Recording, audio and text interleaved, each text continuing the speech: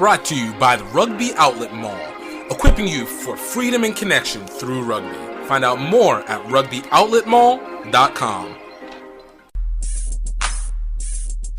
I think the minute I stepped on a practice field for rugby, the calling happened. An 8-year plan to be on the team, and I was in it within 2 years. Don't wait until you are a pro to be a pro, right?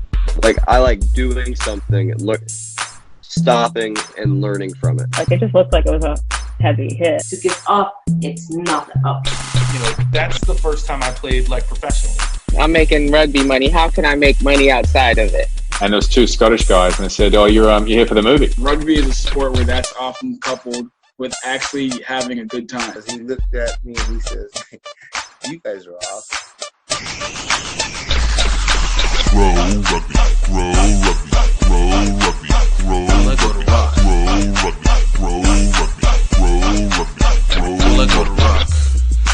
Yo, what's up, everybody? Welcome to another great episode of Grow Rugby. My name is GiftTime Daily, and this is the podcast where we talk with people about the opportunities that they've found, taken advantage of, and just have the opportunity to develop via rugby. We got a great guest, and if you can tell, I'm definitely not sitting at it from home. I'm actually in the airport in Orlando right now as I start to make my way back home from visiting my family up in New Jersey. Not gonna lie, it's been a nice trip, and definitely is part of this end of the year run. We stay masked up out here. It is what it is, unless I had some food in my mouth. I wish I had some food. It probably would be better, but it's okay. It's not really important for it to be seen. But, yeah, see, we got that. But we got a great guest with this one, man. I had the opportunity with my friend and just a great chance to speak with Tiffany, former captain of the USA Women's Rugby National Team, Women's Rugby World Cup captain, head coach, and one of the what's the best way of putting it? One of the executive members of the Roots Rugby Club and Roots Rugby Touring Club. We've gotten them through all. And this one was a particularly interesting one because it was the first time I had a chance to actually just do a live.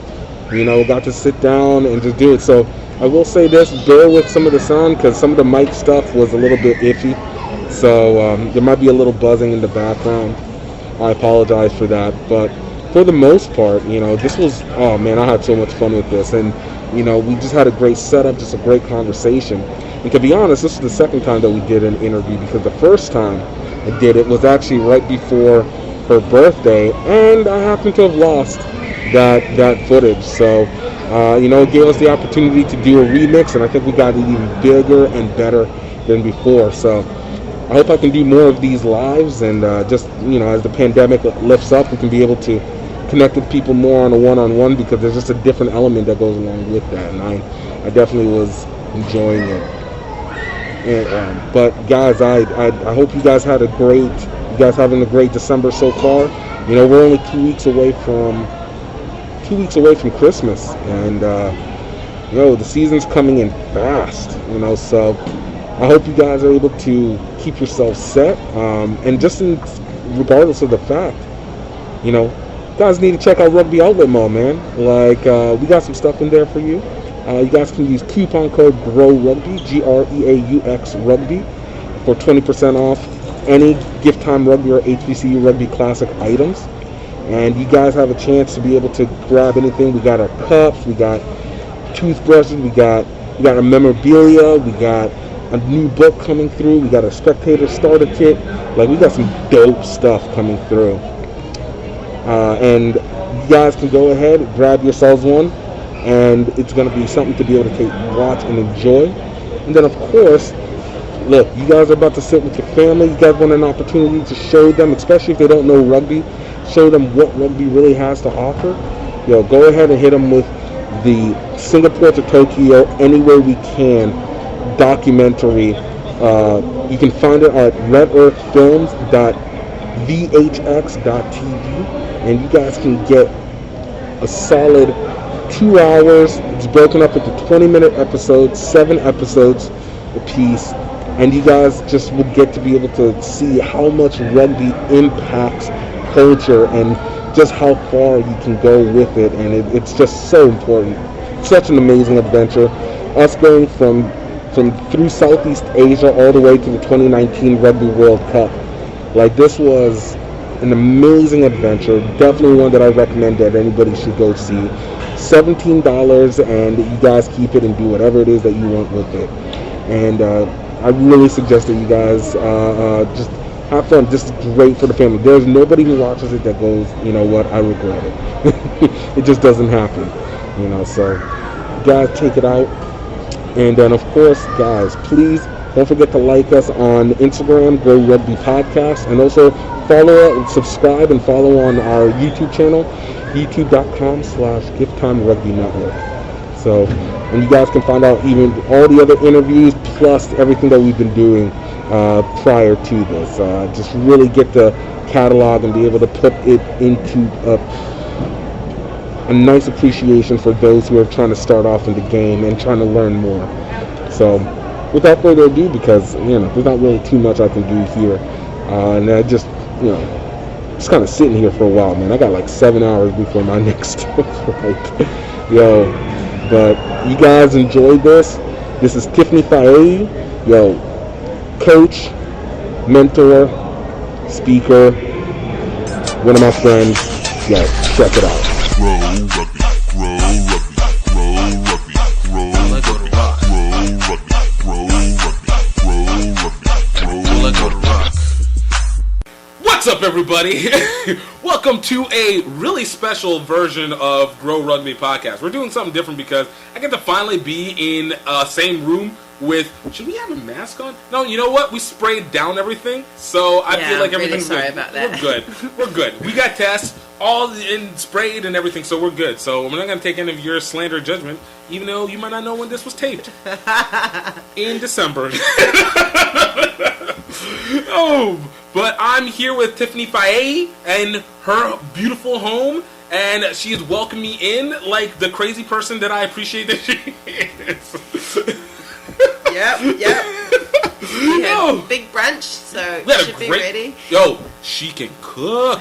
That throwdown, I get why her relationship tight right now. That everybody is like, who wants to not be able to have this access? You guys don't even see this. Like, this place is beautiful. I'm just saying, I get this.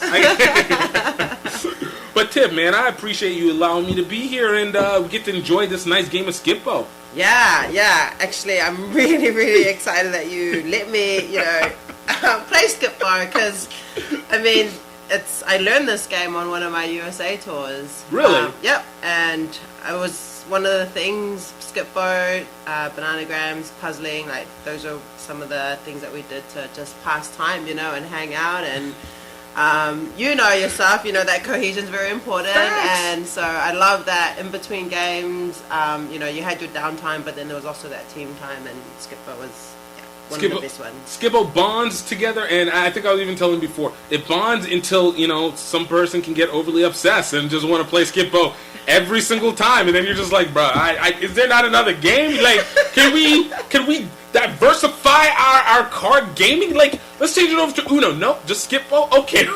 That was your friend, right? That was my friend, that was my friend. And the worst part was because she lost so much. So you just get, at some point, you're just like, come on, like. Does she have like a fanny pack and it's just like, guess what, everyone? Skip-Bo!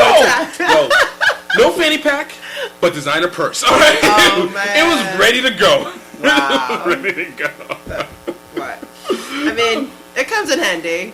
There'll be a time where you're like, oh, where is your Skip-Bo? And she's like, you never let me bring it. This is true. Honestly, whenever you suggested it, this is how I kind of felt. I was like, oh my goodness. I didn't realize how long it's been since I had been avoiding Skip-Bo. I didn't enjoy Skip-Bo. I remember these times back in the day, these pre-COVID days. It was another world. Yeah. Everything feels like it was a lifetime ago.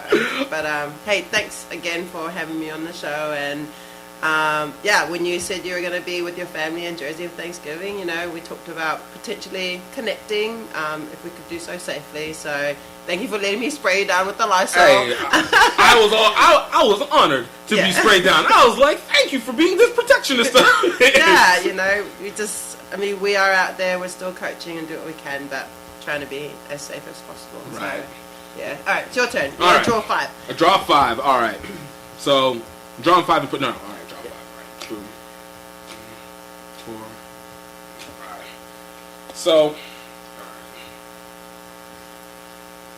Yeah, we haven't had to multitask in a minute. I know, right? Like, I'm just thinking, this podcast is going to be so many pauses in between. It's going to be so much thinking. Because we still want to win. Right? Wait, so do I put...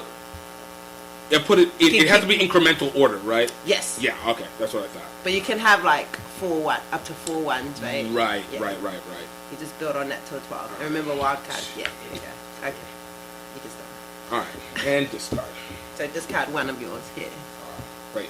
One of them. Oh. Yep, and you keep one in your hand, and then it's my turn. There. Right. And that one always stays down. Hold on, now I gotta remember which one I'm gonna use. Well, you can play it whenever. Right. Yeah, there you go. Okay.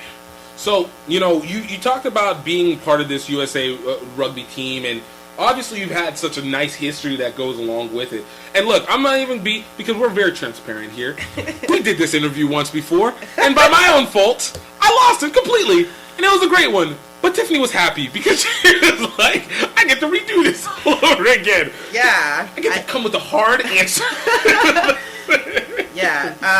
So I don't know if that was the universe helping me out there going, no, you got to do this interview again. But yeah, do-overs are great. Those prayers getting answered. So, you know, I guess it's always fun to go, like, kind of the beginning, because as it is, it's always an origin story.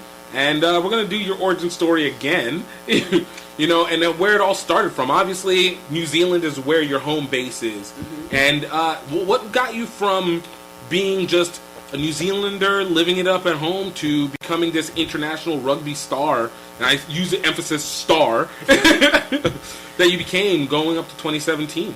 Yeah, I mean, I would never have, you know, guessed or predicted this, but yeah, started in New Zealand, played touch rugby for church, you know. I think I mentioned that it was a summer thing. We would play other churches within our conference, play a game called Kirikiki, which is Samoa cricket. Nice. Yeah, and then we added volleyball and touch, so yeah, I started playing there. And it was a mixed game, and I think my church were just, you know, they were always like, oh, it's a boys' game, but they saw, like, myself, I was scoring a lot of tries, and I was super competitive, but I was just competitive anyway. I wanted to be the best at everything. I was the first ready. I'd come first in all my Sunday school classes, you know, like, so... When the Holy Spirit allows you to be first, you must be first in all. Yeah, I mean, do not allow these worldly things to limit you. It was crazy, but my high school started a team, so I joined there, and I just loved it. My mum saw how much energy I got from it, and I was just so happy, and it meant I came home and did my chores, you know, because I was in a good mood, and so I think she saw early, like, the benefits of it all, and never was that parent that came to the games, but we just had an understanding that you're playing. Yeah, she let me play. It wasn't a big deal that she didn't come. Like, I knew she was supporting the best way she could. But it just became my thing, and then I was playing Union Saturdays, and then Rugby League on Sundays. Oh, nice! So you definitely set up your whole weekend around rugby life. Absolutely, it was. And then my mum's like, you know, take care of yourself. But then I got selected for the Samoan women's league team. Nice. So I played a test match for them in Samoa, you know, in front of my grandma, my aunties and uncles. Was that one of those that, like, because we all know, like, there's one thing whenever you play play the game, you have a good one feeling. You play in front of your parents, you have a different feeling. But when you get to play in front of, like, an extended family, and it's just, especially if you don't see them on a week-to-week basis, or day-to-day, or even month-to-month. Yeah, it was awesome. And I forget that, you know, when you look at your mum, you would think all your siblings are similar, but my aunties and my grandma are way more into sports than she is. So they were, like, way more fans, you know. And even my grandma's, like, telling me to be strong, just giving me tips on how to brace my body. And I was just like, I never saw that side of my grandma, because she was just my grandma for so long. And we just never built that relationship because I was so young when we lived in the islands with her. So it was cool to come back and wear the jersey and represent and play at Apia Park, which is where, you know, the Mon Samoa play a lot. So it was a big deal that, you know, we got to play in those facilities in that stadium. But yeah, just... It's just a good feeling. Yeah. It was amazing. It was, you know, you give everything no matter what jersey you play, but when you're playing for like your actual roots and your culture and everything around you is like just like represent your upbringing, it's next level, eh? So I mean, it digs deep. Like you genuinely, the depth of whom you are becomes so much more revealed when you have that, because it's like it feels much more, like it's larger. Yeah, like if I compare standing there with the USA, you know, emblem. And the anthem as well, like I cry every anthem. Nice. I couldn't sing the whole thing. And Hope Rogers next to me has a beautiful voice. Jordan, like I just listen to them. I let them. I sing as much as I can. But when you let the soul take it in. You're like, no, my soul is singing with you. When it comes to the higher bits, I'm just like, oh, I don't want to ruin it. But I listen to Jordan. I listen to Hope, and they have beautiful voices. But the anthem just like gets me. And with the American, it's more like the opportunities and like the odds for me to be in that position just hits me. You know, like. For an islander girl just raised in a small island in Auckland, New Zealand, to be here out of all the countries, the US, you know, it's like crazy. But the Samoa national anthem, you think of like your family and your ancestors and the struggle of them, of like just creating me of who I am and everything I'm proud of. So like it's just the pride is there equally, but just for very different reasons. I believe that, and that makes all the perfect sense, because it is it's different. It's the same, but it's different. But it's one key component is you get to represent something that's larger than just yourself. Yes. You know, yes. I can feel that. Like I feel like even like the few times that I've had the chance to just play overseas, and it's not even playing for any national team or anything like that, but there is something that just goes to saying like, yo, I get to represent in a positive way something of myself. So it's like whether it's you're representing as an American or representing Nigerian or representing black or whatever, it's you get to represent people who are not also there, but they're also kind of in spirit there with you. Yes. Yeah. Yeah. So you know, everyone who's shown you strength growing up, you know, like trying to live through them, but then when you're coming through that process and you're standing there, you're remembering all the players who have also like do anything to be in your position. Facts. So you have to represent them, and you have to like just make them proud and make them come on board going, yup, like they should be in that position. You know, they're representing us well. Because I feel like when you're competing for that role, it's because you want to be, you want to embody, you want to represent, but behave, you know, and it's a responsibility. Like I always think, a lot of people think once they get the jersey, your job's done, but it's like, hell no. That's when it begins. Just because you have everybody who's worn this jersey and everybody that's watching you being like, yo, that's our guy, that's our girl. Like that's my favorite quote on Miracle, my favorite moment is when he selects his team and then the players that don't make the roster leave, and he's like, those are the, like, you would rather be in their position because you guys are about to, I forget the line he says, but he's like, they're the ones who's got it easy. Because they no longer have to represent, there's no pressure on them. Yeah, you know, so, yeah, it's an adrenaline rush, and just the feeling that, I don't know if I'll ever get that as a coach, but it doesn't matter, you know, I feel very privileged that I've had it. Yeah. You know, so then, and to feel that and force you to be your best self, I want everyone to have that feeling in whatever is in front of them. Right. So, and I think that's what drives me now as a coach. It's distributing. It's now sharing the opportunity. Yeah. Yeah. Yeah. I love that. Still your turn. I discarded. Oh, you discarded? Yeah. I'm out here trying to throw you under the bus. All right, I can only have 5 in my hand, right? Yeah. So, you know, since then, you know, so whenever you got the chance to represent for for rugby league with the Samoa team, you know, like what was that process afterwards? You know, this is an opportunity, and were you able to expand on that while you were in New Zealand? I mean, again, there weren't many opportunities for test matches. You know, like league still a little bit like rugby union in the US. It looks equal from a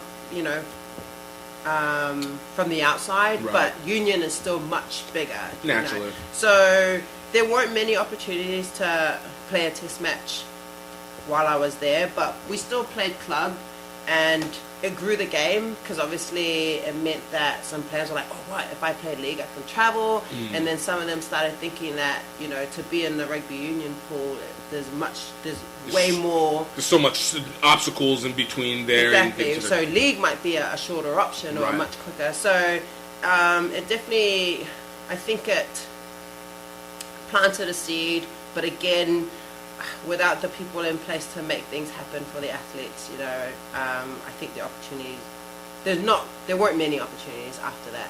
So rugby league at the time also allows you to switch. So if you represented one cap and you stood down for like 3 years, you were still eligible to play for another. Nice. So just before my move to New Zealand, I actually got selected for the New Zealand league team for a roster, for the wider squad. So I had an opportunity to go try out and potentially travel. But at that time I had already booked my one-way ticket to New York. And I was like, oh my God, do I play league for the Black Ferns, or the Kiwi Ferns, who are like top level, and there's a lot of transfer athletes there as well, people who double coded, right? So they play union and league. So it was just like the dream gig, and it was but I made a decision, I got the opportunity, and I had to turn it down. I was like, I'm sorry, I already committed to moving my whole life to New York to see what happens over there. But sorry. So you know, I always like to ask, like, so what was the deciding factor for New York? Why did you end up coming out to New York City? Was it for rugby, or for work? Change of environment. It was a change of scenery. Yeah.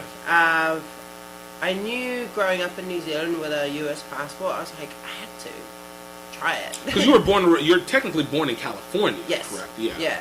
And so I was like, I came here on holiday, and I went to dinner with a couple of some Kiwis and a few Aussies in New York, and the whole conversation was about visas and how hard it is to get here, and I'm sitting there, and then my mate's like, oh yeah, this one here has a citizenship, and she's living in New Zealand, and it never crossed my mind. I was like, oh yeah, like I can't go do something with it. But I guess again, if it's not something that's in your immediate sight, like there's no reason to. Like you wouldn't be thinking about like, okay, let me go use this U.S. passport, because if you're going to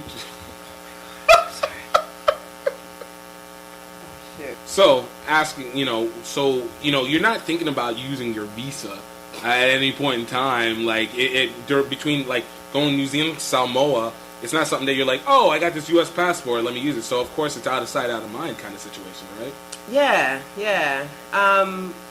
I came here for a Beyonce concert, believe it or not.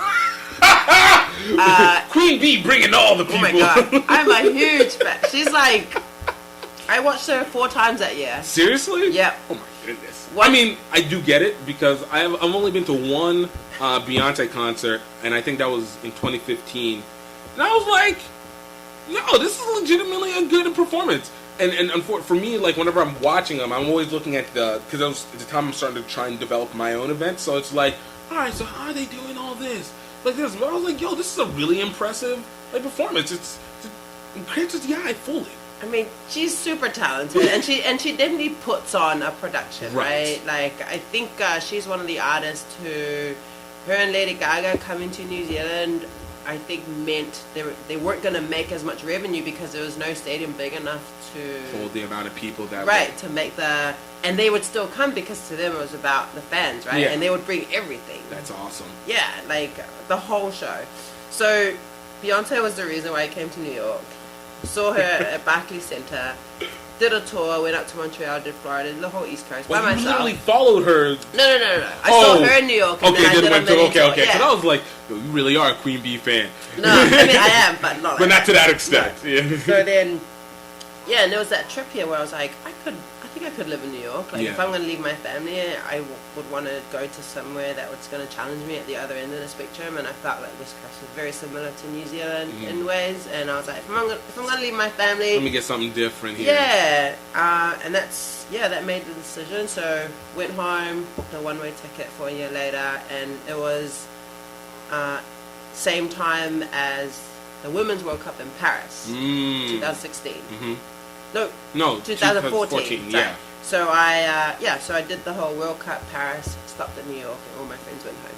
Right. Wait, it would have to be 2013. Because if it wasn't in 2013. Sorry, yes. Yeah. So, see, it's been so long, it's just kind of messy. Beyonce hypnotized you out of your year. Yeah. She's like, you don't even know what year it is. You don't even know what year is going on.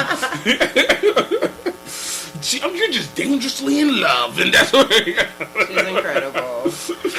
Oh, but no, I think that's all awesome, and you know, it's such a big maneuver, not just because it's just a move from New Zealand to the U.S., but it's you taking a one-way ticket. Like, you're making a solid set decision on just changing everything, culture, landscape, and just really resetting everything across the board. Yeah, I mean, there was a lot of talks of New Zealand. They compared New York to Melbourne and then to Wellington, in terms of like metro and diversity, right? So culturally, I think that's what drew me the most, right? And the only scariest part was feeling lonely and missing out on, my sister was pregnant at the time, so missing out on, you know, the birth of my niece. But at that point too, I'm like 31, so I'm like, I understand that I can just go home, right? And I'm also just wasn't afraid to fall flat on my face. I was like, if I got off the plane, I could just walk into Starbucks and get a job, you know? And if it doesn't work out, I thought I'd give myself 2 years, and then it doesn't work out, I'll go home. Is that kind of part of that outlook that you have even whenever it came to gameplay? It's kind of just like, yo, look, F it, let's just try it out and see how it goes, and then, you know, whatever happens, happens. In a very sort of naive way, and my approach is, you know, I'm a good person, my intentions are good, and I'm smart, you know, and I'm strong, and what's the worst that could happen? Like, just don't get myself in stupid situations and play it by ear. So, but yeah, that is my approach, is just go forward, see what happens, and adapt. Shoot for the stars, and if you just hit the moon, you're still a lot higher than everybody else, kind of situation. It was, there was so many pros to it, you know. Oh, nice. Coming in, we coming. You want to flip that first? Right, true story. Okay. Try not to be coachy. Once a coach, always a coach.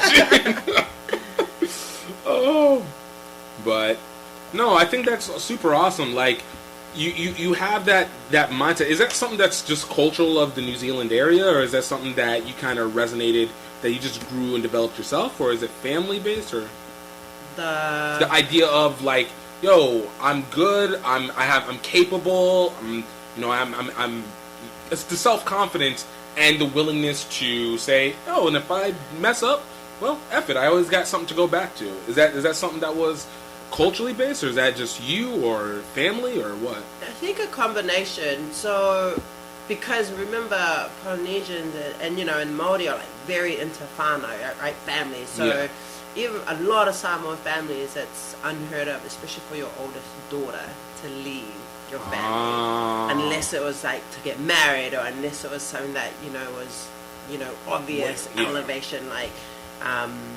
So in that aspect, no.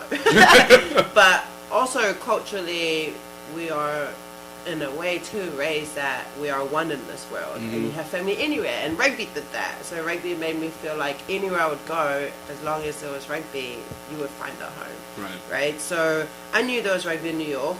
It wasn't my initial reason to come, but yeah, I think I was raised as an individual to think for myself, you know, look after whoever's around me, right?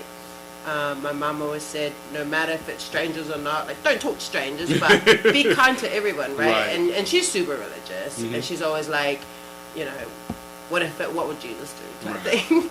So, yeah, I guess it was pretty fearless, but I never felt scared. Nice.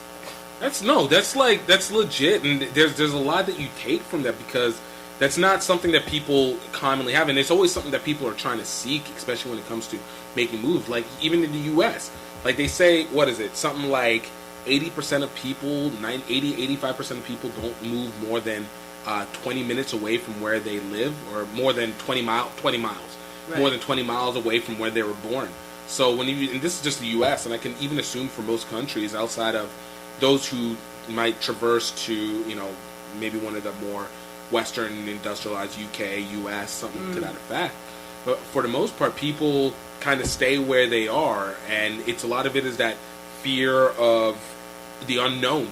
Yeah. And so to be able to say that you were able to have that, and that you have it based in these kind of pole systems like rugby, and the cultural habit of a unified grouping, like culturally, that's an amazing place to be able to come out from. Yeah, and you know, it's in hindsight, like things just happen when they're meant to, right? Like I was in a position to do so. I don't have kids, right? I wasn't in a relationship where I had to compromise and have a conversation and talk about, you know, and there's other people that are impacted by my decisions. Right. So all of that came into play. That's real. People still won't make moves even when they have all that, so it's still real. So that's legit. Yeah, so I'm so grateful that I made that decision. And it just, you know, after doing that, you're like, just make every decision is so easy from there. Every decision. The hardest decision right now in New York, or when I moved, was what to have for dinner, because there's too many options. Oh, it's so stressful. agony. But I'll leave New Zealand, went to New York, but I can't decide whether I'm having like burrito or... Do I want Italian? Am I going Mexican? Yeah. Yo, wait, we gonna go Ethiopian? We changing it up right now. Seriously. And then you turn a corner and you're like, oh, Jamaican. Yeah, yes. Like, it's yeah. Oh, dude, that's awesome. You know, so so like, what was that next step for how you ended up connecting with the rugby community here in New York? I actually got the email for the VP for New York Rugby Club in the line in the bathroom in Paris at the World Cup. Oh my God. I'm not even joking. We're standing in line, and my mates are like asking me about New York. Are you ready? We're about to you to stay. And someone just heard, and like a rugby, like, oh, hey, you go to New York? Oh, here's an email. Oh, nice. It's mental. Yeah, and I was like, thanks. Random, but all right, sure. Yeah, and so I had the email on me, but I didn't use it till, you know, when the World Cup was done by August. I was back here. I think the Commonwealth Games were happening at the same time, and I remember going to the pubs going, wait, you don't have rugby? You don't have the Commonwealth Games? I was like, where am I? And I forget. You guys don't do shipping and rugby? Like, who are you people? Sailing? Duh. It was little things like that where I was like, whoa, I am not in New Zealand anymore. Like, you know, it was those little moments. I was like, how? Okay. So, it was really hard to make friends. And then I finally emailed Adria. I said, hey, look, just moved here. Adria is who? Adria Orr was the email address that I got. She was the VP for New York Women at the time. Nice. And she happens to be the only one on the team who spent time in Samoa too. So she's like, you're Samoan, bro, you know. So, she tells me that they're down at Pier 40, and I rock up. And immediately they're looking at me like, and then I open my mouth and I'm like, oh God, like the pressure to perform now. Right. It's like, everybody knows this is in your blood. You gotta do this. They're like, she's brown, she's big. And then she like opens her mouth and, oh yeah, she's gonna be mean. And I have not played in like a minute. And I was like, oh man, now I'm gonna have to bust out my best moves on my first practice just to make an impression. But I was too, like, I couldn't keep up. It's like, it's a fast game here. Yeah. Right? There's like, I remember thinking, yo, we rock way more than we need to. Just keep the ball alive. What do you guys do? Why are we stopping? What are we doing here? Right? Yeah. I'm tired. Think of my body. It reminds me of like, I think there's this pressure I didn't realize in New Zealand to like offload. Yeah. Like, yo, like I remember we would walk back to our mate that did an unnecessary ruck and go, yo, why didn't you let the ball go? You know, because even though we may have scored, but it's a continuous play that doesn't need to happen. We're like, we want to play smarter, not harder. But yeah, that was my first impression. I rocked up. It was like 9 p.m. Cold turf, Will Snape, a beam of light, like solid ass handshake. I was like, yeah, I'm just after some rugby. He's like, well, you found it. And I was like, oh, nice. Yeah, and immediately you make 50 friends. Yeah. Where do you live? Where are you working? You need a place to stay. And I was like, whoa. That's so cool. The network kicks in almost immediately. Straight away. And I'll never forget that. And I think that's why, like, going to New York, you know, season 2, they nominated me as captain. And I'd never been in a system like that before where they nominate you. Because usually it's just appointed. Yeah, in New Zealand, the coach chooses. Yeah. Because the coaches over there are very observant in terms of, like, character, right? They their fitness is to see who can handle and who can communicate well under pressure, who picks up their mates. It's not always to see who's the fastest. So there's to really look at, you know, who's the one... Yeah, and who's the one picking up the one next to them, right? Who's the one doing that extra rep for the team? So when they nominated us, I was like, oh, I don't know if I trust this system. It seems like a popular thing now. Like, of course, in my accent, I knew it was a hit straight away, and I was like, guys, like, but yeah, I accepted the nomination, and they voted me captain.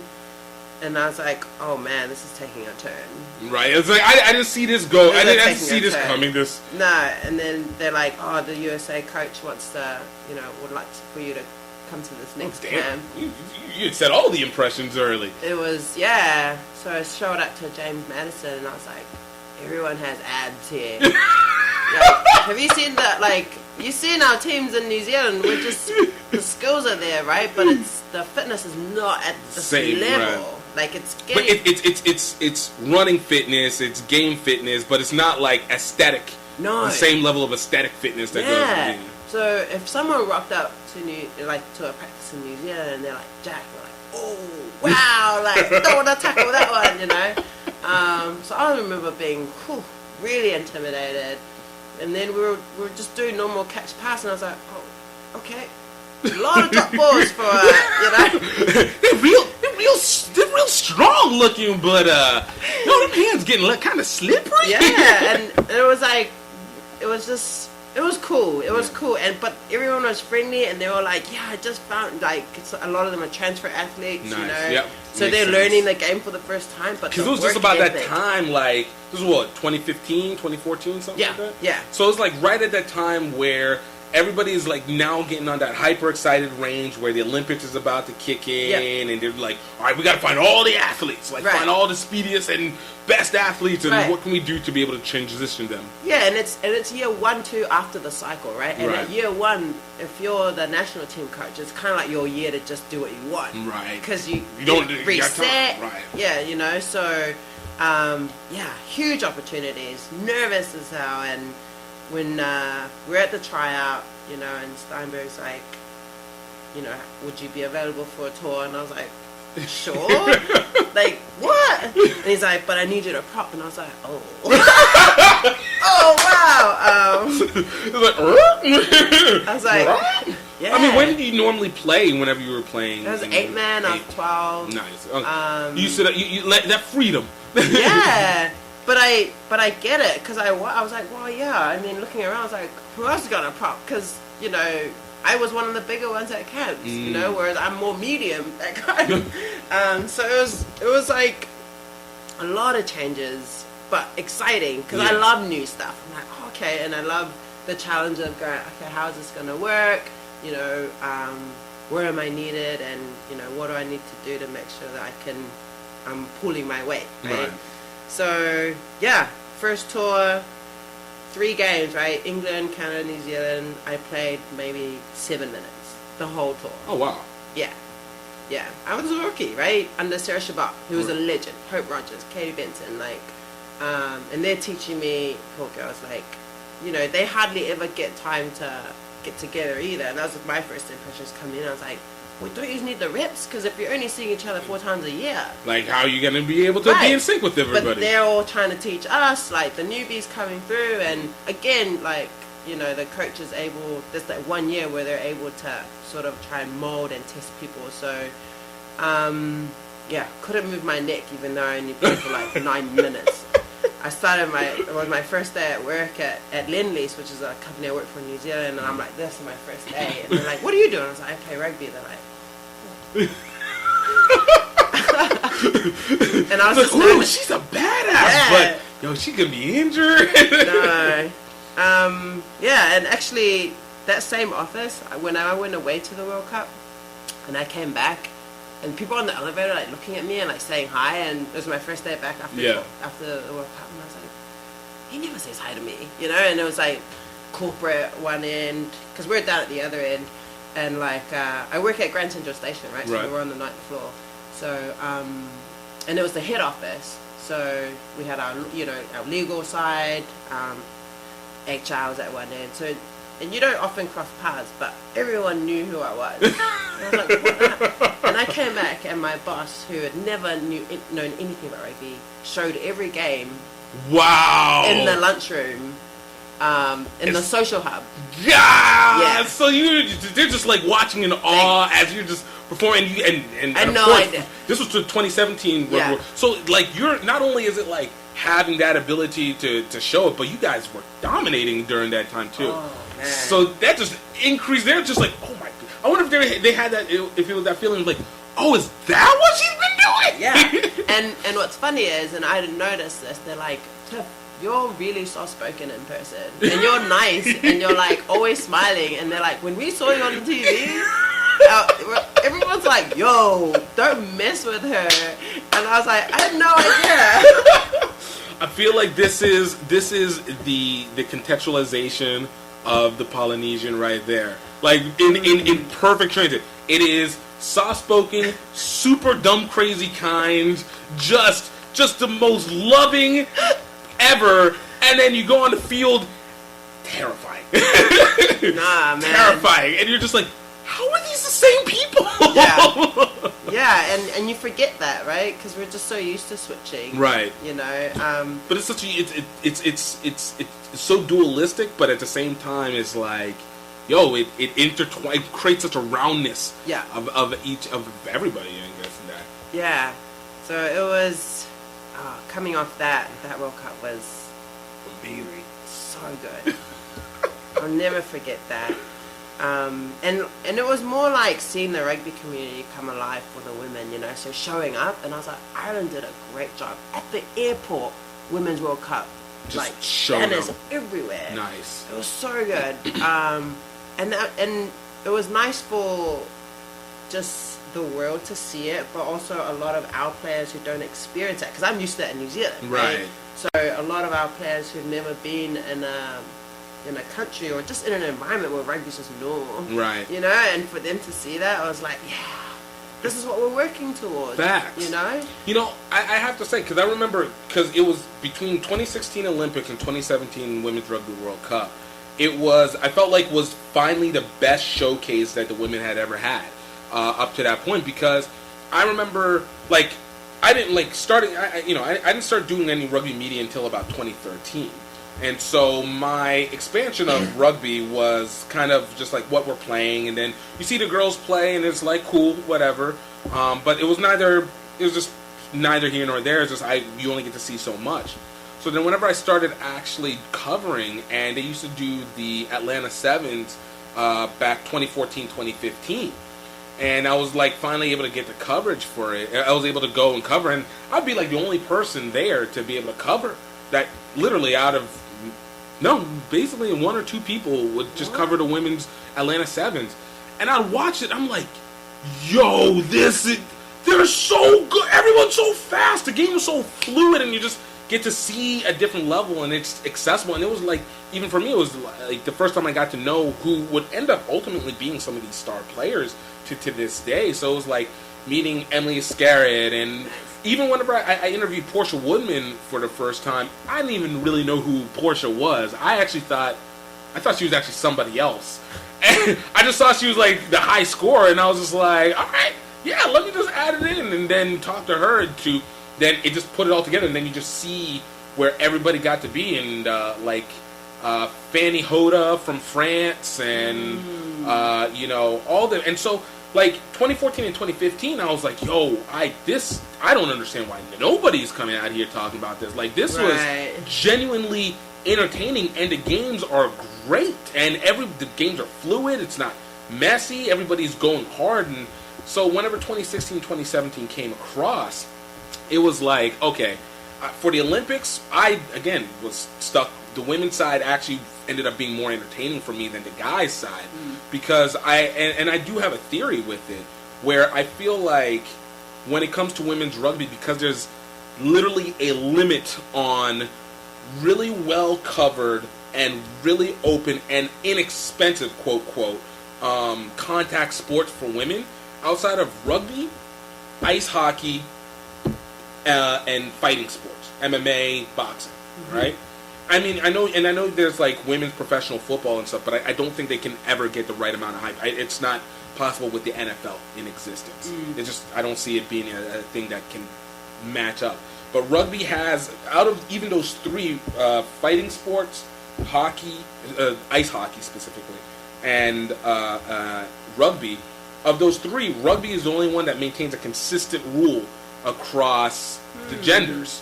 So whenever you bring in the women, everybody, because there's so few options, you get the best athletes. You get the hungriest person. Like whenever you're coming into it, you're going to be hungrier to be able to perform, because you're doing something that you're not typically able to do. So you get the best and the brightest of the sport, and so whenever you come to play, not only do you have the best and brightest, you have the hungriest.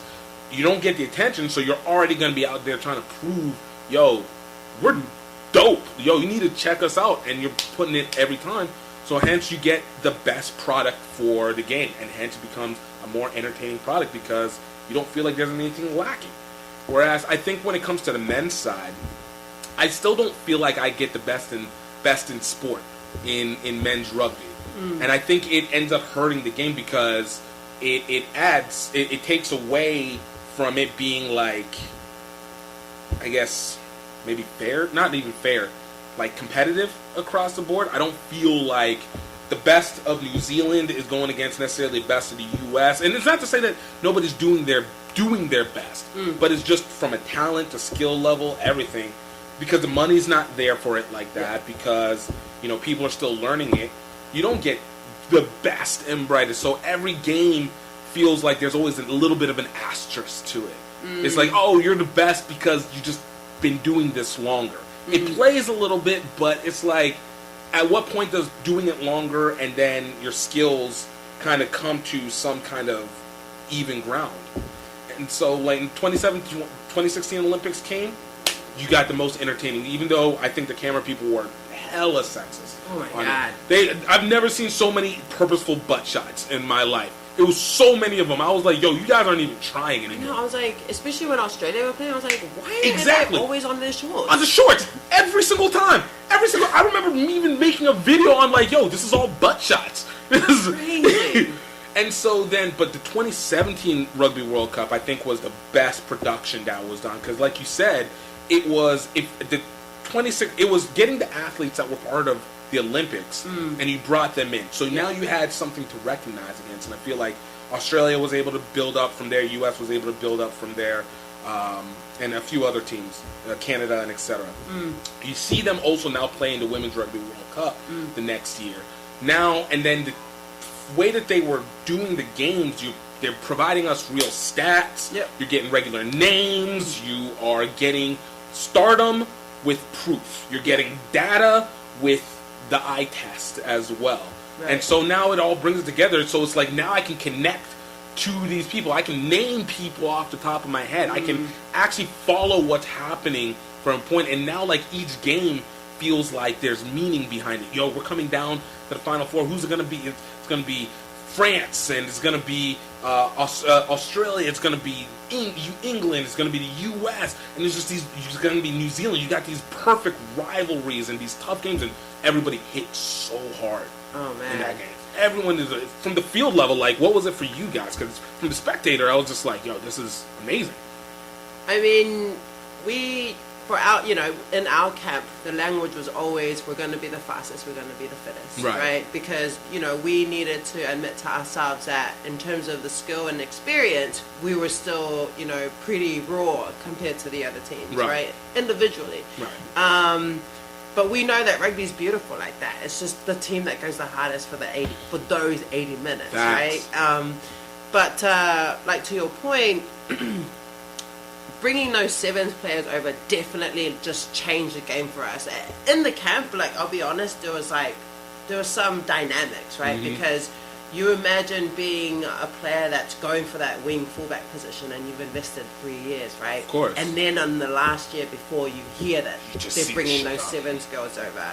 So you knew that now your chances are like, so as a teammate, we had to acknowledge that. So that's something that we had to build around. It's an adjustment period. Yeah, right there. but you're right. Like, watching the games back, because when you're in it, it's like you're so focused, you don't get a chance to really sit back. It was like, I couldn't be prouder of the women and the display, that we put on for rugby. Right. Especially with the spectators. But I do think a lot of it was down to Ireland and the hype and the support we felt, I think for us especially, coming in was interesting talking to, I'm really good friends with especially the New Zealand captain, and what they said about the US, and this is funny, it's like, they were most nervous playing with us because it's like, the French style, know the Ireland style, but the what's US, this US style? they're just like, you just gotta watch everything, like they can come, we can be physical, but we also have the speed, so it was on us to try and get the right rhythm because we knew that we could be threatening in all areas. Exactly. Right? But it was a matter of, making those right decisions at the right time. And that's something that we're getting there, right? And that comes down to IQ, which, when we come back home, it's like, how do we build that, so that... And it develops that actual regional style that you guys can be able to fit the system in properly. Exactly. And then to get ourselves in a position where we could play like a game profile that's adaptable to our opposition, like a real specific. Right. Because what was interesting, like New Zealand, where they're at is they studied us. They knew that Cheddar had a mean boot, right? Yep. Every other opposition, we were able to make those yards and pin them down there, but New Zealand put 2 down there. So now that take that option away, and I wish we were at a position where we could go, okay, well, what's our opposition's weakness? And what can we play? But we were still like, no, this is our shape, stick to our shape, trust in the process. Look, learn what we have and just smash through it. Yeah. But our coaches, their plan at the time was like, let's just lay this foundation, use this World Cup to, get that experience. But the goal was always that the majority of that group, because they were still quite young, we're going to go into this next World Cup. Right. But now there's new coaches, so, there's a whole new cycle. That was the mindset of that makes perfect sense. And you could see it because I know for most of the games you guys just right through. And I know the only one that I always kept saying was just that New Zealand opposition.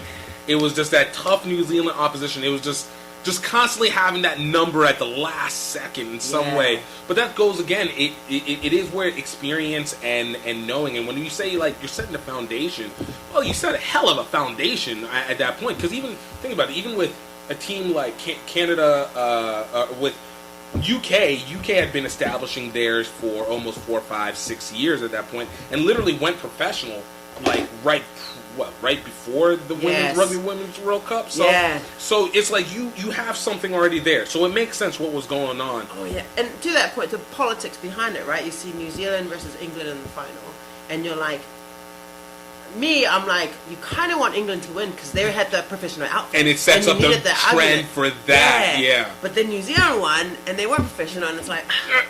it's like, we're condoning not having to be professional, but it's like, but they also have the grit, and they did it with less money, and you're just like, Yeah. I remember even, I actually had that exact thought, too, whenever I was watching it, because I was like, there's a dynamic here that you're pressing where it's like you want to see the next level change over, and so you need a proof positive, and at the same time you also want to see, again, the most entertaining. And you had like New Zealand women just wiping through everybody, just wiping through it. Right. You know, and then you had UK where they were doing great, but they have like the change possibly of it. And thankfully, it ended up helping out that I think eventually you started to see a little bit more roll over the next couple of years of a little bit more professional teams. Like Australia was like the next one to be able to get like a slight professional.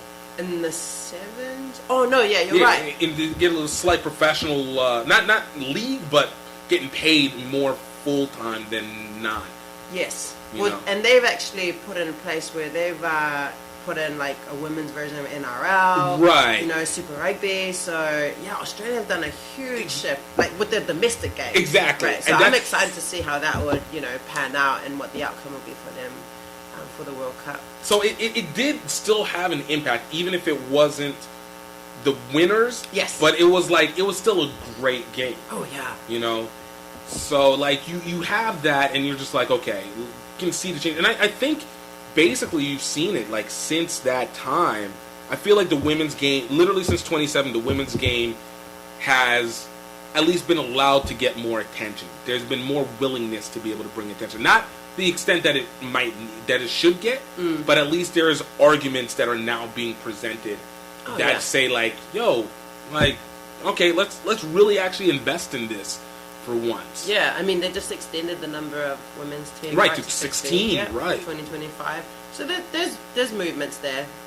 It's definitely going in the positive direction, but it's taken a minute. Yeah. I mean, isn't that the nature of things? Right.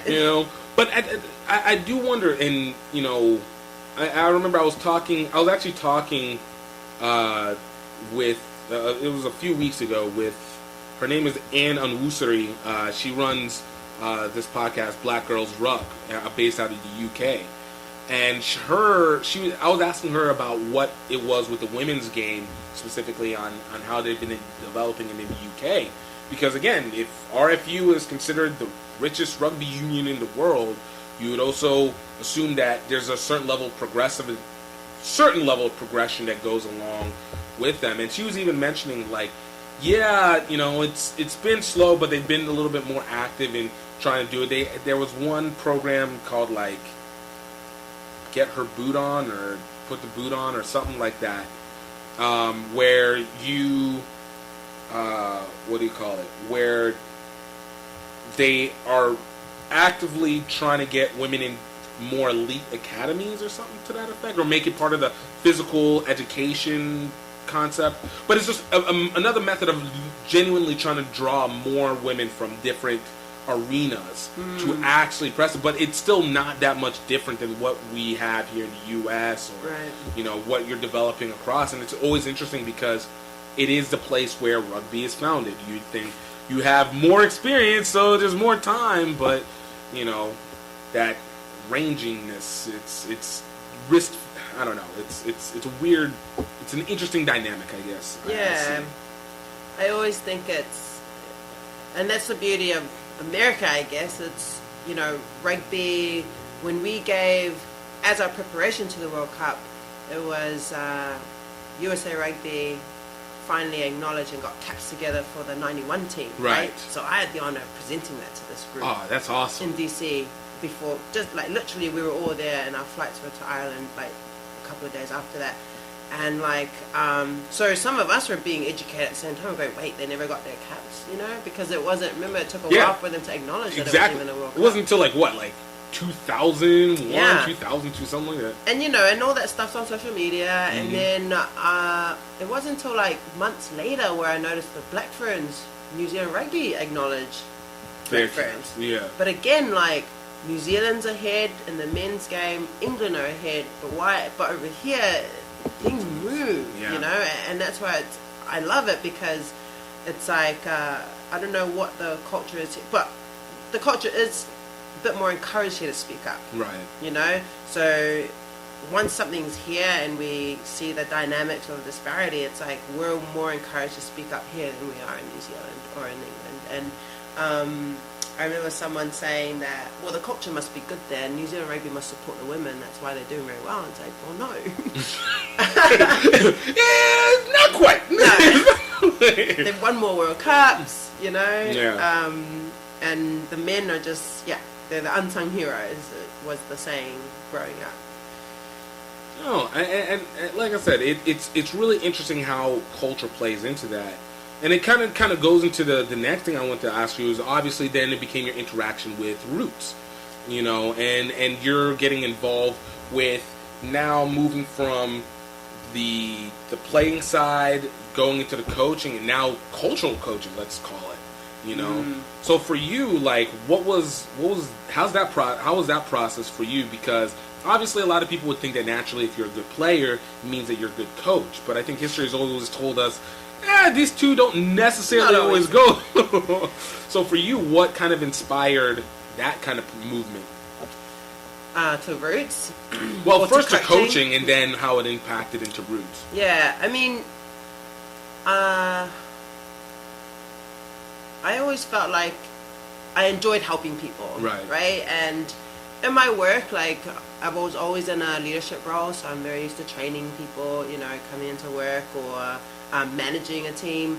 But when I was playing, a lot of my last season, especially in New York, I noticed that I was more about making the people around me look good. And I wanted them to look good. And there were moments where I'd watch a video and I'd get told off by Pete Steinberg going, oh, you should have ran harder here, why'd you pass the ball? But in my mind at the time, I was like, I want this player who's worked so hard to support me to know that, to be rewarded, because I need that behavior to be, like, that was my mind. And I was like, you're being altruistic. It was like, yo, I want you to be better around me, so here, let me give you an opportunity to feel that feeling, even if I could take it, but what's the purpose? Right, so and if you look at my stats, it's like, I sometimes watch my games, I'm like, oh man, I should have probably gone a bit harder there, or, you know, but in my mind I was always more about the people around me and not my own performance. I didn't want to underperform, but it also meant that there were definitely moments where I should have taken the contact. So that rugby humility kicking all the way. It only works so far, right? It only works in some areas. But I knew I wanted to coach. I knew I loved the game. I knew I was passionate about the game. And I also realized that a lot of players in the US love the game, and there's not enough coaches, not enough good coaches who want to just want to show rugby, right? There's a lot of coaches that want to win, and they want to win with their particular teams, but I just want everyone to play rugby, and I want everyone to be good at it. Or like to have enough tools so they can feel confident doing it, right? It meant that I was definitely rushing through my last season. That's probably my biggest regret, right? James like, stop rushing it. I was like, I can't wait to coach. Like, I was almost like, he had to sit me down and go, Tiff, enjoy your last season, you know, like, you might not ever be in that position again. Yeah. The grass is greener on the other side. It's, I guess, just looking too far ahead. He was like, and I appreciated that because even now it's like, oh, I'm not injured, you know. I know a lot about my mates that retired because they played till they couldn't play anymore. Right. And I understand that. Of course, it's go down swinging kind of situation. Yeah. And that's not my case at all. Right. I was healthy, you know. It was a very conscious decision to get behind the scenes and see what I can do to just, grow the game a bit more. And then I knew I wanted to help out New York. I knew I wanted to coach women, right, the youth group. But an opportunity came up for NYC a lot sooner than I wanted, you know. But it meant that I could assistant coach with James English, you know, while he was still head coach during the spring. And it's always meant that in my head go, oh, don't be those players that can't coach. Like, yo, you know what's funny? I put that. It's something about like you watch it and there's the trope that's on like TV and you hear the documentaries and in your mind you're like, look, it's like, I don't know how anybody can be that way, and then in your mind you're like, I don't want to be this. Yo, don't let me be the example. But and it's nerve-wracking too, and then coming back to your club where you were just playing with these women, you know, and I'm real big on not hierarchy, but chain of command. I'm real Right. big on respecting roles. Right. So I was like too extremely. I was like, I'm not going out with anyone for a drink. Like, They're like separating yourself up. It's like, look, that was tip to player. All right, this is tip to coach. All right, player, coach, player, coach. And everyone's like, can you just chill out? And I was like, oh my, like just in my mind about I don't want to show favoritism. Who am I gonna sit with? Like, because being the player, that trust is so key for us. Right. To trust that your coaches are doing their best to, because you can't be equal. Right. Right? But be fair. Right. Right?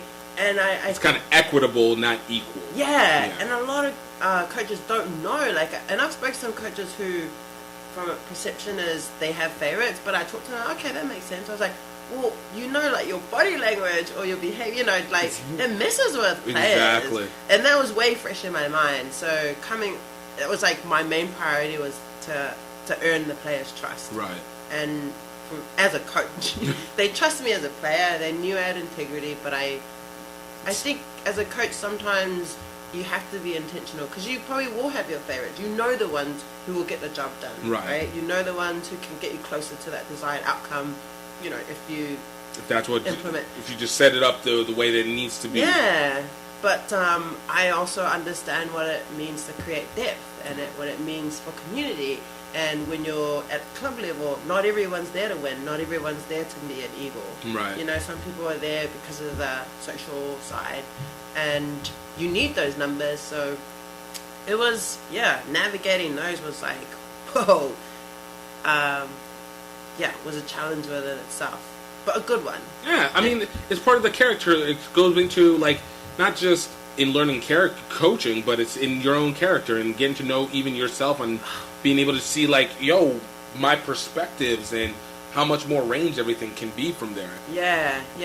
And I watch I go on the rugby site and I sometimes watch videos by, like, you know, like the Richie McCaws and Cameron Smith, and they're still playing at the time, and I'm like, okay, so it's normal to like be a little bit awkward because I felt because you compared to the other videos by coaches that have been coaching for a while, right? You can tell they know that the rugby is the sport, but you're teaching people, right? Also, you're teaching the sport, but you're coaching humans, right? And it was refreshing or a nice confirmation to see that transition is normal. It is awkward for everybody. Nobody gets this naturally. And I haven't shared this with some of the girls in New York, but I remember like while I'm trying to describe something, like seeing some of their faces, and it just really shows the respect. And I came away thinking, man, I'm so lucky to have that respect from these players to let me to just hang there and search past the awkwardness and take the content. You know, like facts. You can't create those things overnight. Like, right. You know, it's that worked muscle that just keeps having to. You just develop and grow, and it hurts through the process. But you'll get to that other side where you're like, wait, hold up. People understand what I'm saying? Like, wait, when did this happen? Just grateful too, like, and this is where, you know, I'm real big on, like, be intentional now, because it's gonna help you later. Right. You know, not for that reason, but like every day, just like be a good teammate, because that's where I'm the most grateful. Is I've earned it with these players that are in front of me. Enough that they were like, okay, we know you're learning. Okay, we're giving you the benefit of the doubt. We're giving you the benefit of the doubt. I remember what we did before. It's okay. We're good. I know you're in a good place. Like you said, intention is everything. Oh man, intention is everything. I even think I always talk about it. Even like, if we talk in terms of like a politics or some leader of sort, like my determination on who a person is becomes a little less on just what their active policy or action is, because there's so many things that go into play into a decision being made. But it's like, look, maybe not so much of the can I have a beer with that kind of person, but it's like, if this person seems like they're genuinely wanting to help, and even if they're making bad decisions, you're just like, look, I know what you want to do. Right. This might not be the best way about going about it, but at least I know your intention was to do that. It does allow you to have a little bit more ease with where the errors are, and a little bit less harsh attack versus, like, as long as they're also willing to learn. Yeah. Obviously. Yeah. But if it's just like, you know, a person who's like, oh, I got this, and then on top of that they're making mistakes, and then you're like, yo, I'm about to fuck this dude up. Like, right now, like, I don't know what you guys are trying to do right now, but oh, they're pressing the line. Oh man, yeah. And then, you know, obviously with Roots, you know, and T and Kyle were we started having conversations, and I don't know if I ever said the words. I think I just jumped in there and got involved. You know, and just then insert yourself inside. I'm like, wait, what? Like, yes, please. We need more representation, and we need more people focusing, you know, on players of color and making the game more accessible. And we're all sitting there. We don't all have the answers, but you know, that's our passion. Is right. Like, how do we create these opportunities? And so the founders, they came with the acronym, and then I saw them go on tour to Vegas, and then I saw them come to New York. And it wasn't until year 2 where T's like, oh, we'd love to have you involved. And oh yes, that's when it happened. She asked me to come coach in the summer for the women's team. And there are definitely some players, some of my mates that were like, but it's not very inclusive, Tiff. Like, are you sure you want to be involved? And I was like, oh, I don't think we can have this conversation. Well, so for you, that's actually a really interesting, concept. Like, you know, obviously you're not black, but you are a person of color, and not just a person of color. You're Polynesian, yes. Which, I mean, for whatever it's worth, even if you take some level of an Asiatic side or not, like, there's an African mix that goes along.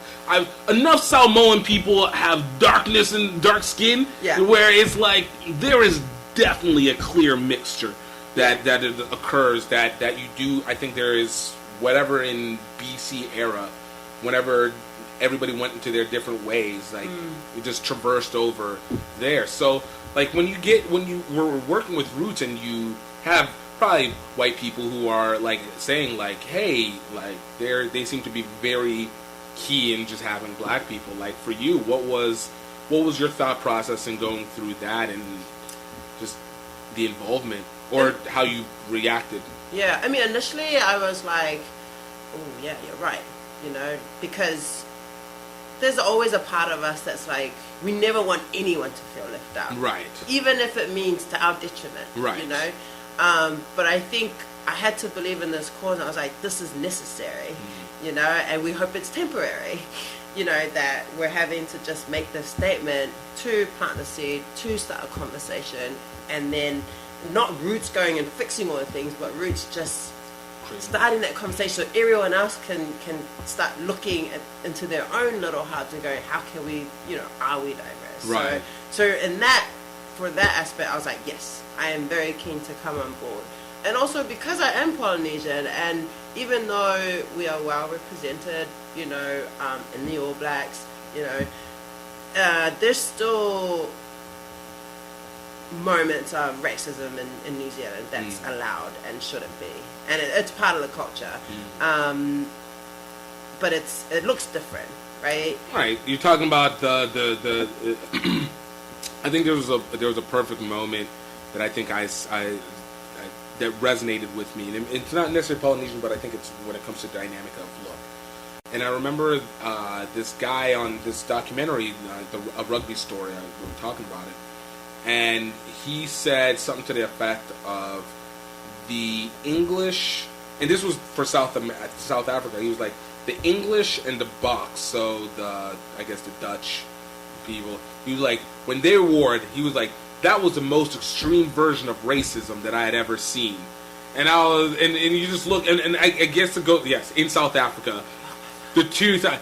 But that's why I go, like, it looks different in terms of, like, there is maybe I would assume a different level of an acceptance. Yes. Where the subtlety is, you know your place. As opposed to stay in your place, it's you know your place. Yes. Why are you trying to move into this area and that kind of aspect? Is it similar to how that is? Totally, and I know that if New Zealand had the same structure in the US, there'd be less Islanders playing in the national team. So because there's no college rugby, there's no university rugby, right? And rugby's played after high school, you can play club. Right. So it's way more accessible. But I think that if I put Polynesians in their shoes here, we'd be the exact same boat. Still limited in and unable. Yeah. You know, like you have to. Rugby is still very much you have to go to college, a good college, if you want to get ahead, right? Right. So that, and then obviously T is half Samoan, half black. So, and those two are just such good humans. Right. You know, anything, I trust them. I believe that I can't do no wrong helping a course like this. Right. Like, there's what bad can come of it, right? Like. Other than I get to share my knowledge with players who, if I only spent time at camps and clinics and, you know, in the path through the USA, I may never have gotten to work with some of the athletes that I work with now. Right. And these are the athletes that sport would make the biggest impact. Exactly. You know? And just level things up. I need things to be leveled up. That's all. Just given that equal, you know, opportunity and just someone speak on our behalf more. Right. Yeah. And I think that makes perfect sense because I think, you know it, like, the accessibility is what makes these things grow. And whenever you put too many barriers in it, it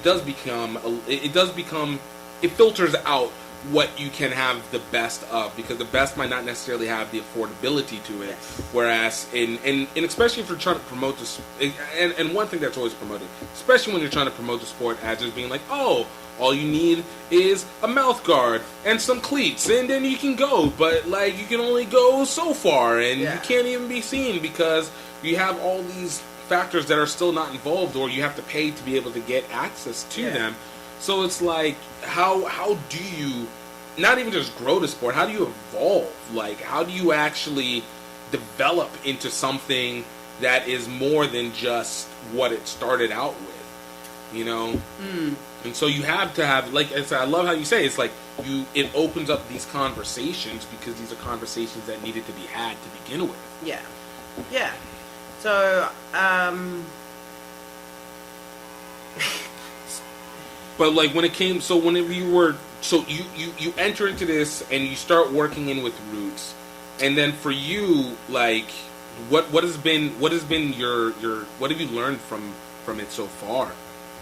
So, my first tour with Roots at League, the jersey ceremony, the common theme was, like, a lot of the players that went up were, they were grateful to just be in a team where they just felt included without having to say a word. You know, like, and then I learned that weekend that some of these players were always pushed to the wing, which I didn't know happened, you know, just because of the way they looked. And what was funny is the next day at the tournament, at the league tournament, one of the teams went to forfeit, but they said they needed players, so then they took 3 of our players. I think I told you this before. 3 of our players, and at the, I think it was either halftime or the circle, the coach was like, hey, get the ball to the fast players. And like, just pointed. The black players. Pointed. And I was like, are you kidding me? And what's worse is, nice guy.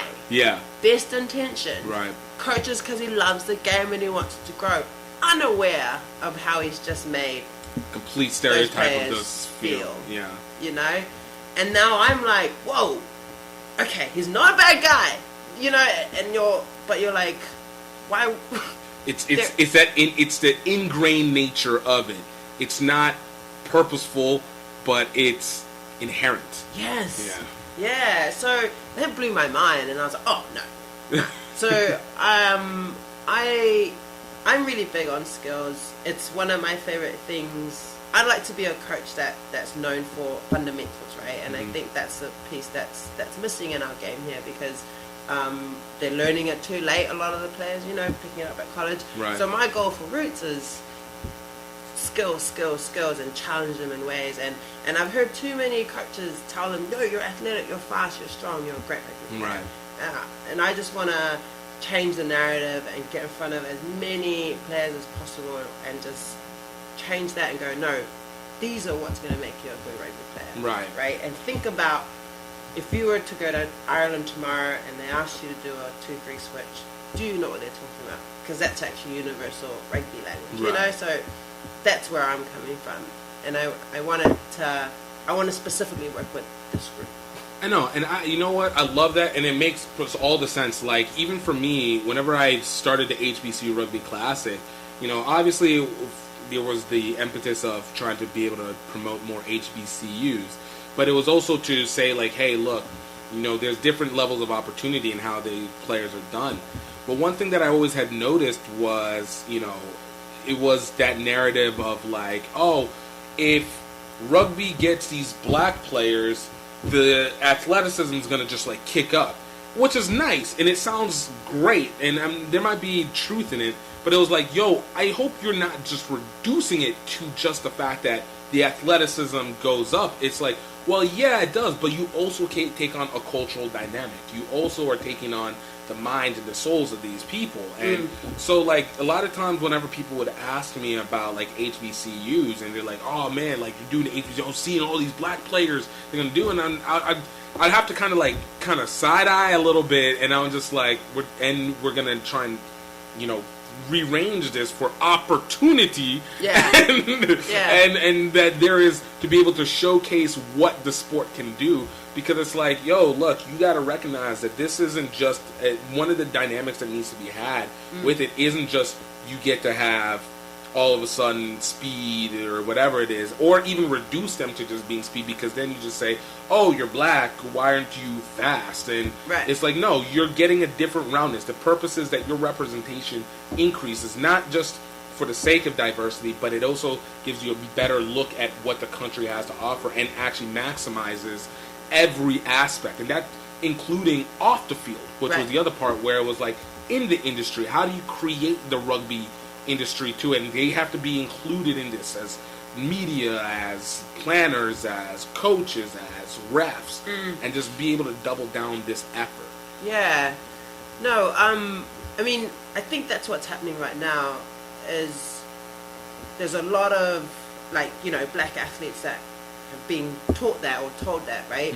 And then you imagine being a coach and that's all you're seeing, and then it just you just don't. You don't think of it. It's just like, this is the natural. You're like, habit. Okay, here's another black athlete. Oh, he's probably going to be on the wing, or he's probably just going to run straight, right?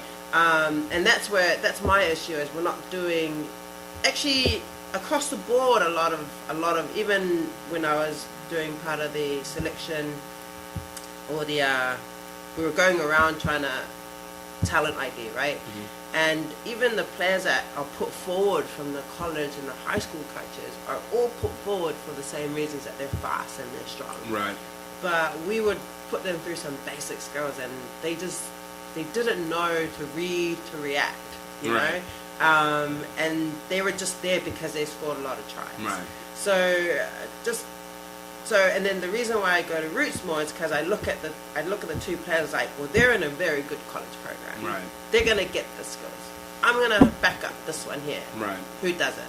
You know, and it's only at this course because it's close to their home. If we were in Colorado, we asked everyone to come. This player would be able to come. This player can't.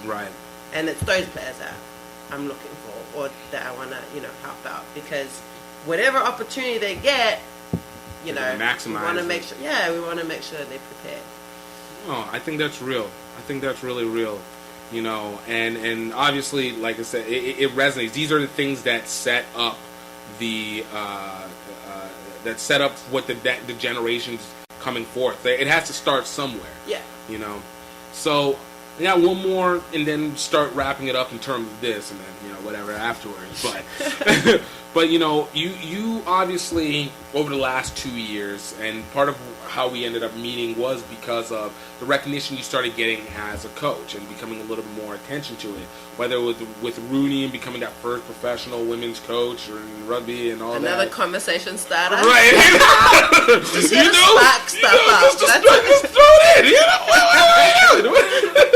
Just, hey, look, what can I say? I'm just first one. You know, and just being that, like, like, and obviously your resume, like for you, how has it been that you feel becoming more responsible as a representation of a progressive movement, as opposed to just being able to say a former player who coaches, or being just another person who used to play? Yeah. Like you were in ESPN, Fox Sports. I mean, you took the full gamut of the media round. So for you personally, coming from humble beginnings in New Zealand, and then, you know, just getting to enjoy the familial fashion of the U.S. rugby community, like, what does it feel like now as you continue to get elevated in terms of platform?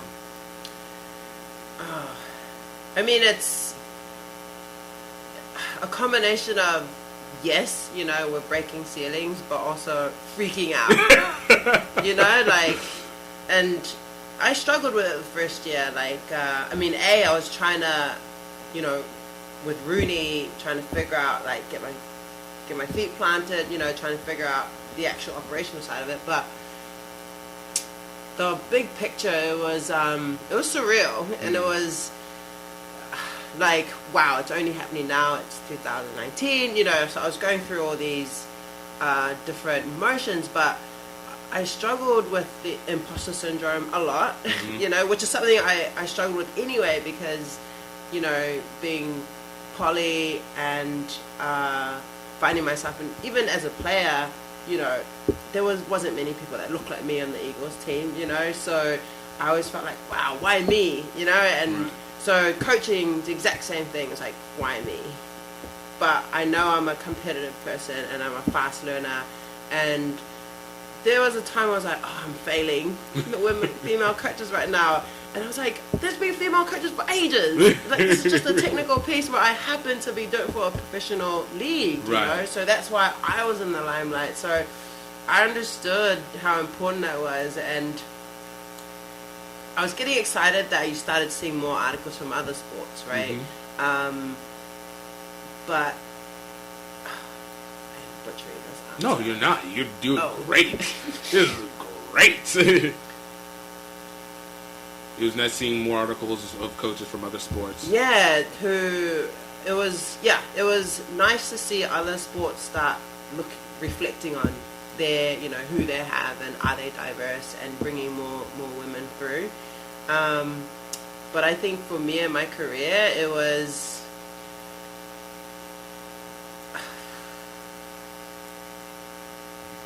I was not satisfied with how things went, you know, and I respect the decisions, you know, and all the intentions were there. It's just there wasn't much follow through. Yeah. You know, and did it feel a little tokenism? It felt like tokenism. Yeah. But where and this is, you know, me also just giving the benefit of the doubt, right? And knowing that no one intentionally wants to throw anyone under the bus, right? Or no one intentionally wants you to fail, right? So it was like just these really well-intended, and just blew up. It went way bigger than any of us anticipated, you know. But it was just really unfortunate that there was no follow-through plan. It wasn't a really well thought-out process, right? Like, I couldn't commit full-time, so I wasn't traveling with the team, and I didn't like that, right? So I was like, yeah, this is great, but I actually really want to be a good coach, and I want to learn off Tolks and Keys, you know, and I know that the best way to learn is to travel with them. So I was a bit disappointed that I felt like the MLR knew that even though it was through Rooney, it was put in the MLR in certain spaces, and I wanted some of them to see that this is something worth budgeting for, a flight for me to go to these games, you know, to give me the opportunity to learn firsthand. But none of that happened. So in the end, it felt more and more like capitalism. But we can't ignore the progress, like. It still means something, right? There's still a symbolic nature to it. Yes. But it should not be considered as the standard at that point. Right. Yeah. You know, and I was very lucky. The team we had, like the Rooney boys, were amazing. We were all in the same boat. They were all like, "Whoa, what's happening here?" And I was like, "Yeah, you know, we're all trying to navigate the waters because there's this news reporters wanting to just interview us all the time, right? You know, and someone like myself who I like depth, right? And there were a couple I was like, this feels very forced, right. You know, like, yeah, but I could not. It's not a bad position to be in, right? It's a nice, it's great attention. It's a celebrity effect. Like, it's nice to be appreciated. It doesn't feel. It sucks if it doesn't feel like you are living up to it. But at the same time, like, there's something that you can do with it. And I mean, obviously, people were bringing you in for speaking gigs and stuff like that. Again, that's how we met over at the MICR, the banquet, and just having that opportunity. That's what it is. I know you're gonna edit this, but I like the revelation that you had in that moment. So I might not edit it. Actually, this has never been recorded. I was like, yes, it really, really allowed me to get in spaces I never would have. Yeah. Right? And it opened my eyes. I'm a big believer that things happen for a reason. Right. You know, and because of that, I had access to so many things. And because of those networks, I'm able to just have way more connections. And whatever I decide to do next, like at the moment it's Roots, I have the connections that I know will give me the support and the resources because of that. Nice. Right? So, it was so fun. It was fun, and, for the coaching side of it, it was also very frustrating coming off the World Cup, knowing how hard it is for female athletes to even be the best in the world. Right.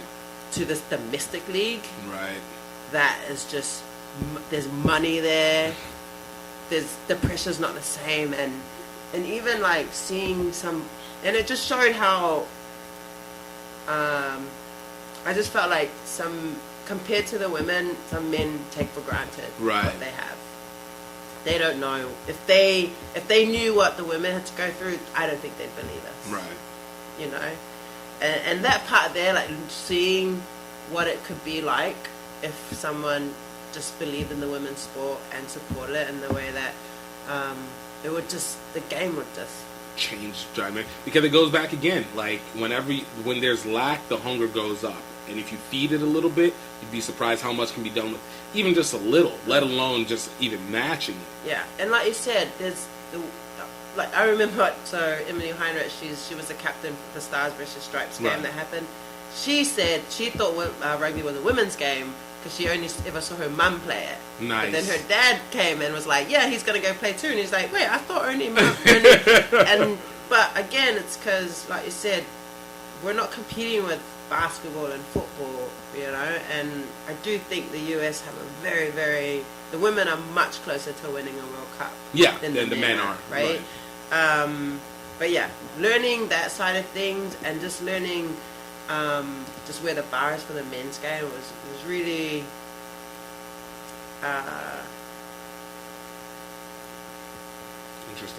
interesting. It was very revealing to be able to see something to that effect, or yeah. No, I think that makes the most sense. It's funny when you speak on Emily Heinrich. I literally had to look through some old footage when she was playing with Atlantis way back in the day. I didn't realize that I had interviewed her. You're so good. It's just random moments. Yeah, your archive's probably like all these badass women. You're making the key right now. Who else? What's going on? Well, the only other person that would have been able to do it. I'm like, who's the top 10 women players in the world? You probably have an interview with all of them. Man, I would try. Look, we take advantage of the accessibility, and look, if we give it, let's go, let's take advantage. So good. But it's ironic. It's nice to see the growth, but like you said, it's good that we're seeing there's pooling that's occurring of trying to bring everything to a certain standard norm. but we're still have so much to go. And I think that's where it comes into now. It's intertwining the industry as well as the sports into each other. And I think we're in, especially in the U.S., I think we're such an early stage of the industry.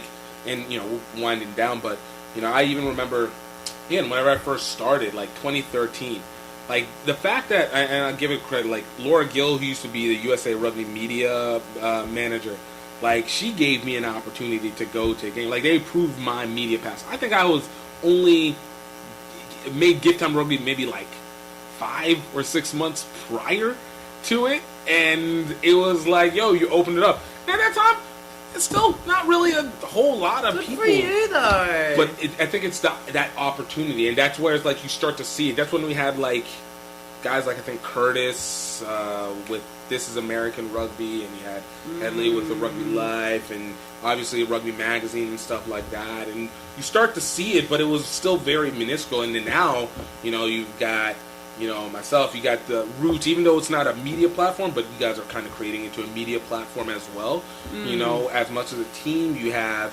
obviously Goff and his setup, and regardless of what people feel, like you had Rugby Sevens magazine, and then I love how you're like, regardless. I knew it was him. You call it what it is, you know. It's even with COVID did us all over. Look, man, it changed the game. It changed the game out here. a lot was revealed, a lot lost, you know. But you know, it's starting to see these components, and even from the women's side, and I hope that we get to see even more. Even from the commentary, like I love like Katie Wurst being able to commentate so much more. And I had a meeting with her earlier today. Oh, awesome! Katie's that's a homie right there forever. She's one of the first people I even got to commentate with way back when, and it's just like she's done so much. She is a legend in this. So much. And this is why these are people that you have to make sure that they are memorialized, because it's what changes it from just being, oh, the game that I love and I get to play on the weekend from time to time, to, oh, wow, this is a moving machine that I get to be a part of in a unique way. Yeah. So, you know, for those who want to get to know more or even ask advice, like where can they find you at? On social media. Oh. Like here. We're in the place. Like, what are you talking about? I'm not like, who are you trying to get to this address right now? Yeah, I'm on Instagram, Tiffany_FI. I'm on Facebook.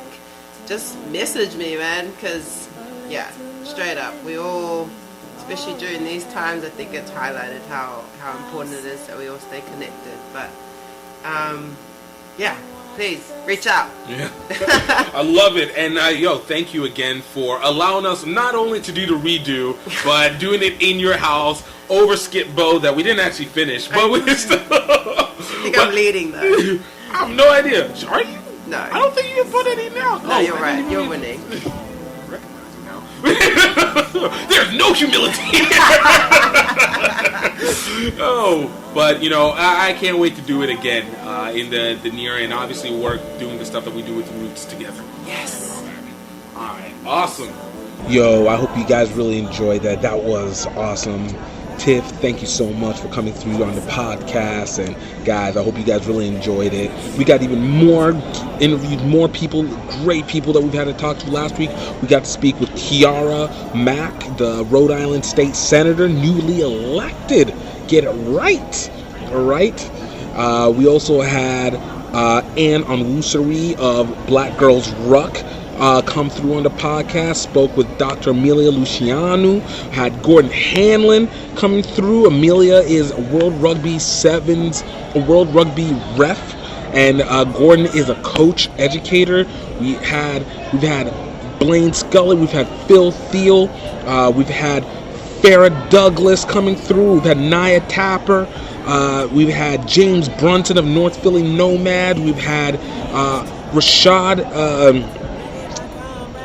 of Prairie View A&M Yo, we have had a slew of guests that you guys want to go back and check out and learn more. And I'm telling you, it's going to be worth it.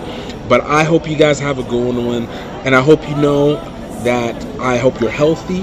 I hope you're happy. And I hope you know that you're highly favored. Until next time, cheers.